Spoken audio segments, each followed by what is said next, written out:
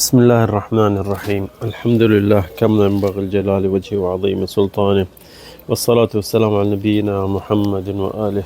أما بعد، هي أسانجو برنامج التأملات القرآنية जेको तदब्बुर कयूं था, हिकिड़ी ॿ आयत पढ़ी उन मां फ़ाइदो वठूं था, उन जी माना सम्झूं, हदीस क़ुरान सुन्नत में असीं हलूं ऐं तौहीद सिखूं।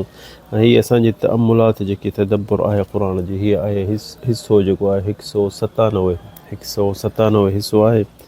ऐं असीं ही तदब्बुर छो था कयूं? जीअं अल्लाह ताला असांखे चए थो, अफ़ला यतदब्बरून अल-क़ुरआन वलौ कान मिन इंद गैरिल्लाहि लवजदू फीहि इख्तिलाफन कसीरा। सूरत निसा में अल्लाह साईं चए थो, हिन क़ुरान खे छो नथा पढ़नि, छो नथा सम्झनि, छो नथा तदब्बुर कनि? जे ही अल्लाह खां सवा, ख़ालिक मालिक खां सवा हुजां त हिन में वॾो इख़्तिलाफ़ हुजे हा, वॾो सम्झण खां ॻाल्हि ॾुखी हुजे हा। पर ही अल्लाह वटां अचेव थो, तव्हां पढ़ो, हिन ते अमल कयो, हिन खे सम्झो ऐं हिन खे तदब्बुर कयो।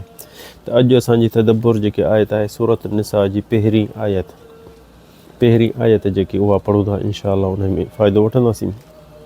अऊज़ु बिल्लाहि मिनश शैतानिर रजीम। बिस्मिल्लाहिर रहमानिर रहीम। या अय्युहन नास इत्तक़ू रब्बकुम अल्लज़ी ख़लक़कुम मिन नफ्सिन वाहिदा व ख़लक़ मिनहा ज़ौजहा व बस्स मिनहुमा रिजालन कसीरन व निसाअ वत्तक़ुल्लाह अल्लज़ी तसाअलून बिही वल अरहाम इन्नल्लाह कान अलैकुम रक़ीबा। अल्लाह ताला असांखे हिते पहिरियां चए थो, या अय्युहन, ओ इंसानो, इत्तक़ू, अल्लाह जी परहेज़गारी कयो, इत्तक़ू रब्बकुम अल्लज़ी, उहो अल्लाह जी परहेज़गारी कयो उन जी, रब्बकुम अल्लज़ी ख़लक़कुम, जंहिं ख़ालिक मालिक तव्हांखे पैदा कयो आहे, अल्लज़ी ख़लक़कुम मिन नफ्सिन वाहिदा, हिकिड़ी जान मां तव्हांखे पैदा कयो। छो जो अल्लाह ताला अल्लाह पहिरियों आदम खे ठाहियो, पोइ वरी आदम मां हवा ठाही असांजी ॾाढी, पोइ उन मां इंसान ॿिया पैदा थिया। तंहिंजे करे हिते जो ख़लक़कुम मिन नफ्सिन वाहिदा, हिकिड़ी नफ़्स आदम जी, उन अल्लाह से पैदा कई, वरी उन मां हवा पैदा थी, पोइ उन मां वरी इंसानियत सभु वधीक थी। चए थो, उन जी तव्हां परहेज़गारी कयो, जंहिं हिकिड़े इंसान मख़लूक खे अल्लाह से पहिरियां पैदा कयो, नफ़्सिन वाहिदा, पोइ उन खां पोइ व ख़लक़ मिनहा ज़ौजहा, ऐं उन मां आदम मां हवा ठाही, ज़ौजहा व बस्स मिनहुमा रिजालन कसीरा, उन्हनि मां मर्द पैदा घणा कई, व निसाअ, मर्द ऐं औरतूं उन्हनि मां पैदा घणा थिया। वत्तक़ुल्लाह अल्लज़ी, उन खां पोइ चए थो वरी अल्लाह जी तक़वा कयो, परहेज़गारी कयो, अल्लज़ी तसाअलून बिही वल अरहाम, जेको अल्लाह साईं तव्हां खां पुछंदो त सिलत रहमी तव्हां कई जा न। तसाअलून बिही वल अरहाम इन्नल्लाह कान अलैकुम रक़ीबा। ॾिसो न, अल्लाह साईं केतिरो असांखे हिते पहिरियां चए थो त अल्लाह मुंहिंजी तक़वा कयो, मुंहिंजी तौहीद कयो, मूंखां घुरो। तौहीद पहिरियां सेखारे थो, पोइ असांखे ॿुधाए थो त मां तव्हांखे पैदा कीअं कयो, हिकिड़े नफ़्स मां, आदम मां, वरी आदम जे लाइ हवा पैदा कई, वरी हवा मां पोइ मर्द ऐं औरतूं पैदा कई। ठीकु आहे, उन खां पोइ वत्तक़ुल्लाह, वरी चए थो अल्लाह खां उन जी परहेज़गारी बि कयो। उन खां पोइ छा उन अल्लाह जी, वत्तक़ुल्लाह अल्लज़ी तसाअलून, अल्लाह तव्हां खां पुछंदो, ज़रूर बिही वल अरहाम, ऐं इन जो ज़रूर तव्हां खां पुछंदो त तव्हां सिलत रहमी कई जा न।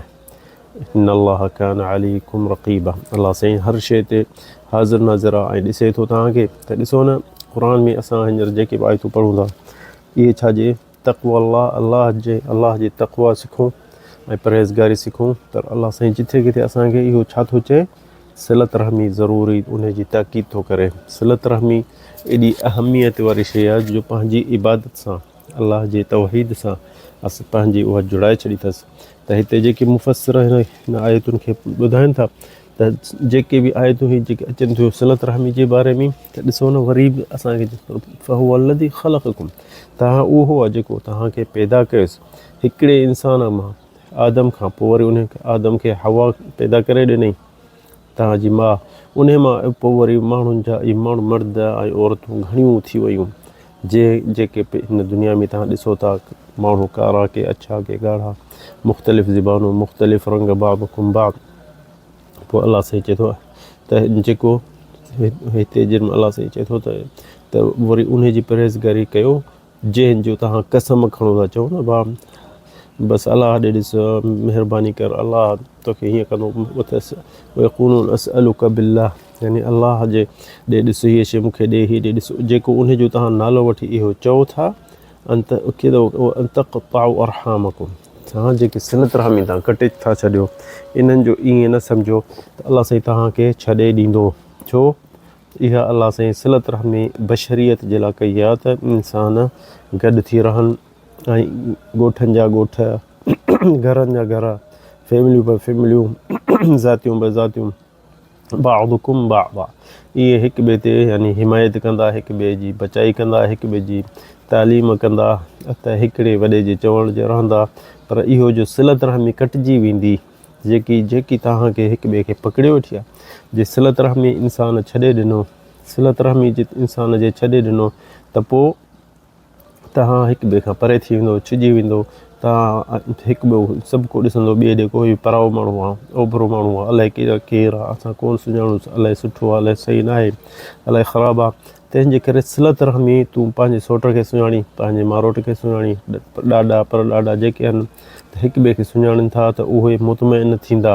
केॾे रोज़ीकार जे लाइ वञनि था ॿार, त हुननि खे ख़बर आहे त असांजो घर महफ़ूज़ आहे, असांजे माइटनि जे विच में आहे, असांजा माइट चौधारी वेठा आहिनि। ॾिसो न, इहो जेको को माण्हू पंहिंजे ॿार, घर वारी हुजे या धीअरूं हुजनि, नंढियूं हुजनि, नंढा ॿार किथे ॿाहिरि रोज़ीकारी करणु वञे, त जिन उन चौधारी माइट वेझे न हूंदा, सभु परावा जा ॿी ज़ात वारा हूंदा, त उहो बिल्कुलु मुतमइन न थींदो ॿाहिरि। छो? पंहिंजी फैमिली छॾे आयो आहे ओभरनि जे माण्हुनि जे विच में, खणी केॾा बि हुनखे सुञाणनि जा छा, पर ईअं न हूंदो जेके पंहिंजे विचनि में हूंदा, पंहिंजे माइटनि जे विच में हूंदा, सौट मारोटनि जे, चाचनि जे, मामनि जे विच में हूंदा, त बिल्कुलु मुतमइन हूंदा। छो?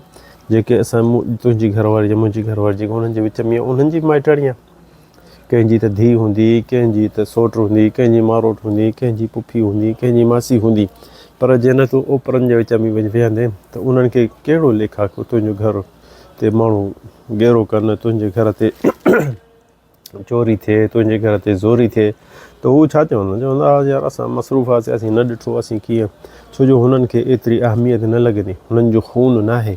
त सिलत रहमी हिकिड़ी अजीब शइ आहे, जेके असांखे इस्लाम एतिरे क़दुरु असांखे उन ते क़ुर में, हदीसूं त अलाए केतिरियूं आहिनि, पर असां चऊं था त उहो क़ुर में अलाह साईं ॾिसो अलाए केतिरा दफ़ा जिथे किथे अलाह साईं सां असांखे चए थो त सिलत रहमी कयो, सिलत रहमी कयो। ऐं हींअर हिकिड़ी ॿ हदीसूं बसि आणियूं था अॼु, छो जो दर्स वॾो न थी वञे, इनशा अल्लाह ॿियनि दर्सनि में बि कुझु हदीसूं आणींदासीं। पहिरियां त नबी करीम सल्लल्लाहु अलैहि वसल्लम हदीस जुबैर बिन मुतइम रज़ियल्लाहु अन्हु अन रसूल सल्लल्लाहु अलैहि वसल्लम क़ाल, नबी करीम फरमायो, ला यदखुलुल जन्नत क़ातिअ, रिवायत ॿी रिवायत आहे क़ातिअ रहिम, नबी करीम फरमाए थो जन्नत ॾे उहो न वेंदो जेको पंहिंजी सिलत रहमत कटे वेठो हूंदो। ला यदखुलुल जन्नत क़ातिअ, ॾिसो न इहा हदीस केॾी अज़ीम आहे। नबी करीम फरमाए थो जन्नत ॾे उहो न वेंदो जेको पंहिंजी सिलत रहमी न कंदो। अॼु तव्हां ॾिसो, सभु को पंहिंजो सोचे त केरु न केरु असां मां, तव्हां मां सभई गुनाहगार हुअनि, को चाचे सां कोन थो ॻाल्हाए, को मामे सां कोन थो ॻाल्हाए, जे उन्हनि जे औलाद सां को कावड़ियल आहे या अचे वञे कोन थो, खणी उन्हनि ग़लति कई हुजे, ज़ुल्म कयो हुजे, पर इंसान पाण बि कुझु हेठि थिए ऐं हुननि मां ठाह करे छॾे अलाह जे ख़ातिर। लालच कान्हे असांखे, असांखे कोन था खाराइनि, जा हू असां उन्हनि खे कोन था खारायूं, पर अलाह जे ख़ातिर जंहिंमें अलाह सां असांखे इहो चए थो माइट मिट पंहिंजे पाण खे न छॾियो, खून पंहिंजो न कटे छॾियो, त इहो असांखे हुकुम करिणो पवंदो। जीअं त अलाह साईं चए थो न वत्तक़ुल्लाह अल्लज़ी तसाअलून बिही वल अरहाम, छो थो अलाह साईं चए त मुंहिंजी तक़वा कयो, मुंहिंजी परहेज़गारी कयो ऐं सिलत रहमी पूरी कयो। ॾिसो न आयत अज़ीम आहे, सूरत निसा जी पहिरीं आयत। त ॾिसो न हिते वरी नबी करीम छा थो चए, ला यदखुलुल जन्नत क़ातिअ रहिम, जेको रहम पंहिंजी कटे छॾींदो जन्नत ॾे न वेंदो। छा थो सम्झे हिन केरु चवण वारो आहे, इहो सोच असांजो हबीब सल्लल्लाहु अलैहि वसल्लम। त अॼु तूं निमाज़ूं पढ़ी, रोज़ा रखी, हज करी, ज़िक्र करी, केॾो बि तकलीफ़ दुनिया में करी, ऐं क़यामत ॾींहुं जन्नत जे दरवाज़े खां तूं रोकिजी वञी, छो जो सौट सां कोन ॻाल्हाईंदे, मूंसां ज़्यादती कई, मूंसां सही कोन थो हले, असीं हुन सां ठहियल कोन हुआसीं, इहो उते कमु कोन हलंदो। नबी करीम अलाह चवंदो तोखे, मूं तोखे हुकुम कयो, मुंहिंजे हुकुम ते तूं न हले, तूं पंहिंजी ज़िद ते, पंहिंजे अना ते हले। त इहा हिकिड़ी हदीस आहे। ॿी हदीस जेकी आहे नबी करीम सल्लल्लाहु अलैहि वसल्लम उन में फरमाए थो, حديث أبي بكر رضي الله عنه قال قال الرسول صلى الله عليه وسلم ما من ذنب أجدر أن يعجل الله لصاحبه العقوبة في الدنيا مع ما يدخر له في الآخرة من البغي وقطيعة الرحم. تلسو النبي كريم صلى الله عليه وسلم تيتو ما من ذنب أجدر أن يعجل الله لصاحبه كيرو إهرو بدوه ناهي जेको उते दुनिया में अल्लाह से उन जे लाइ हिते अज़ाब ॾेई छॾींदो, हिते ई उन जे लाइ अज़ाब दुनिया में बि अची वेंदो ऐं आख़िरत में बि, हीअं न त बसि आख़िरत में माफ़ी मिलंदी, न दुनिया में ऐं मां यदखिरु हो ऐं आख़िरत में बि उते बि उहो गुनाह न छॾींदुसि। कहिड़ो आहे उहो या रसूलल्लाह?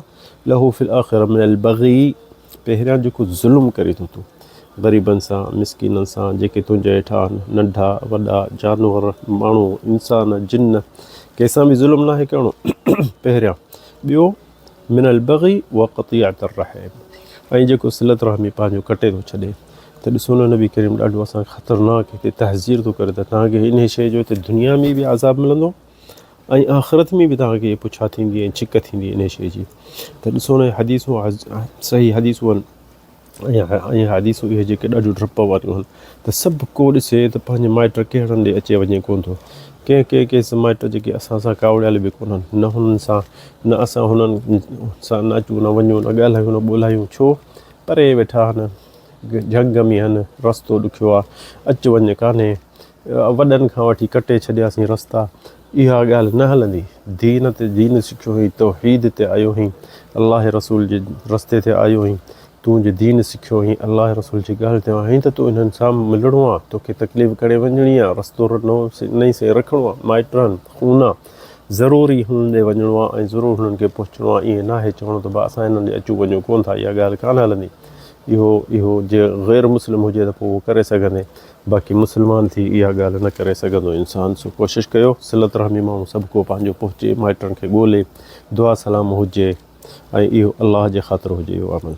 हिते असांखे हदीस अचे थी हिकिड़ी जेकी रिवायत सही बुख़ारी में आहे त नबी करीम सल्लल्लाहु अलैहि वसल्लम जे बीमारी में आख़िरी दुनिया में ॾींहं हुअसि हिते ऐं त लड़णो पियो करे त नबी करीम तकलीफ़ ॾाढी बुख़ार हुई पर आयो मस्जिद ॾे ऐं तकलीफ़ घणी हुअसि ऐं मथे ते अॻड़ी पोतड़ो हुअसि अचे पर नबी करीम अची पंहिंजे मिंबर ते वेठो, सभई साहबी मस्जिद में वेठा छो जो सोचनि पिया साईं खे तकलीफ़ आहे त ॼण की हुननि जी दिलनि खे तकलीफ़ आई त उते वेही ऐं सफ़ा कमज़ोर आवाज़ अचे इन्नहु लैसा मिनन नास अहदुन अमन अलैहि, मूं ते कंहिंजो बि थोरो न आहे, सिर्फ़ु हिकिड़े माण्हू जो थोरो मूं ते आहे। वमालिहि मिन अबी बकर, अबू बकर जो मूं ते थोरो ॾाढो आहे। वलो कुंतु मुत्तख़िदन मिनन नास ख़लीला लत्तख़ज़तु अबा बकर ख़लीला, मूं अॼु प्यारो दुनिया में को माण्हू खे जेको इंसान खे रखां त अबू बकर खे रखां। वलाकिन खुल्लतल इस्लाम, पर प्यार इस्लाम जेको असांखे ॿाहिरि करे छॾियो आहे। वरी उन खां पोइ आवाज़ु मथे थियो साईं जो थुम रफ़अ सौतहु बिलहजतिन अमर, ॾाढा आवाज़ ते चई सुद्दु अन्नी कुल्ल बाब, मुंहिंजे घर ॾे हर दरवाज़ा जेके हुजनि बंदि करे छॾियो, सिर्फ़ु अबू बकर सिद्दीक़ जो दरवाज़ो उहो खुलियल हुजे। इहा रिवायत सही बुख़ारी जी आहे। ॾिसो नबी करीम जी केॾी दिलि हूंदी अबू बकर सिद्दीक़ सां, ऐं नबी करीम चए थो त मुंहिंजो ॿिए कंहिंजो मूं ते थोरो न आहे, सिर्फ़ु अबू बकर जो आहे ऐं उहो थोरो मां नथो लाहे सघां। त ॾिसो अॼुकल्ह माण्हू जेके उन सहाबी खे ॻाल्हाइनि था घटि वधि, अलाह से हुननि खे बि हिदायत ॾिए। हदा वल्लाहु अअलम, सल्लल्लाहु अलैहि सय्यिदना मुहम्मद।